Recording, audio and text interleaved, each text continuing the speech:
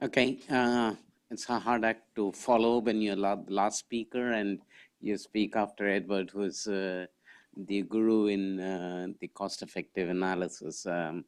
But let me take a more practitioner and an implementer perspective, looking at quality of care from a cost-effectiveness and feasibility perspective.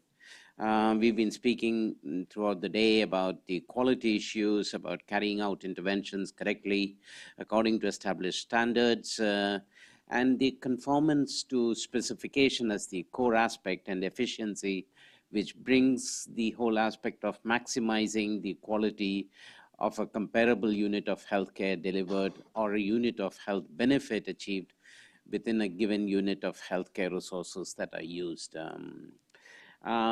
Edward very eloquently pointed out your food poisoning example, basically comparing what standard intervention and a new intervention, and how you would basically look at cost effectiveness and looking at the health outcomes as well as the resources that are used. There are some studies, again, very few of them, as has been mentioned, and mainly evolving many of the work that the URC has itself been doing. So quite a lot on looking at pregnancy-induced hypertension, on neonatal respiratory distress syndrome, which is, again, a very limited circle of studies that are there.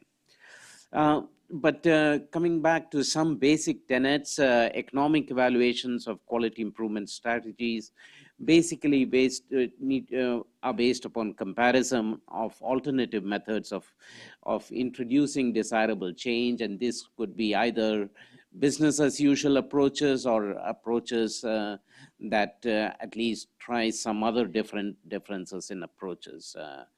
Again, the second point that is there is it's much more harder to look at outcomes, patient outcomes, and it's better to use the process and behavior change as the intermediate process outcome that is there to actually compare between the different approaches. Economic evaluation research of quality improvement strategies is most beneficial if the cost effectiveness of the desired professional behaviors is the focus of the attention.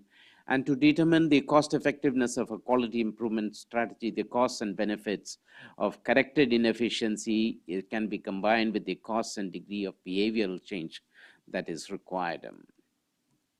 Coming to the core aspect of this meeting today, the 6 approaches, clearly, because as we throughout the day heard, that there is no clear. Many of these approaches actually move from one to the other, from QI to the QA approaches, and to actually be a clear aspect for any cost effectiveness study would be to look at what are the boundaries that you're working under, and so you are able to better cost the intervention to be able to say what the benefits are actually there.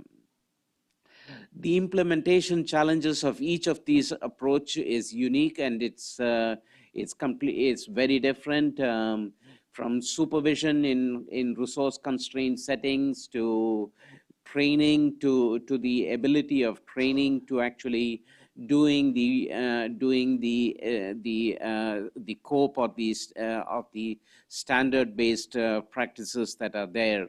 Each of these implementation challenges are very different. Many of these also the technical support requirements are very different, and some of these have higher standards for technical support, and which also brings the point about how do you do this in a sustainable way so that the system itself is able to absorb and take this on.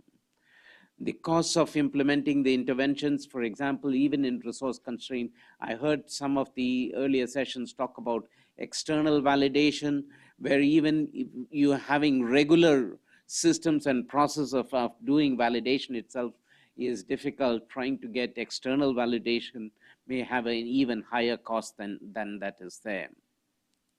The management cost of some of these interventions, again, is a is a core aspect that would be there. Some important takeaways. Clearly, there is a dearth of literature on cost effectiveness of these different quality of care interventions.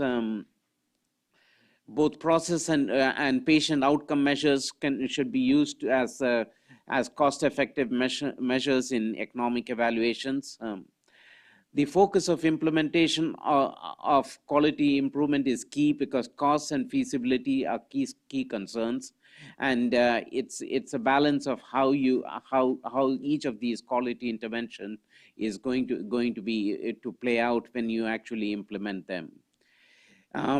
Each evaluation needs a strong counterfactual, and because again, when you're comparing between these interventions, to look at what these interventions are, so that you know what you're comparing against. We heard also right from the morning that each of this is very context specific, so it's to be able to generalize it is also not always possible. So the results are also pretty context specific. Social determinants and public health interventions are as important, because as many of us as public health practitioners, these are very core determinants of health outcomes, and so therefore they also form as much of an importance as the clinical and the medical interventions. As we again and again see that an implementation science approach, which basically looks at progressive improvements that brings in innovations and a constant effort to actually improve, has the highest and the greatest potential. So I'm going to stop there, but basically this is an area that possibly is one of the most difficult, and possibly some of the an area that needs much more focus and attention than possibly many of the others.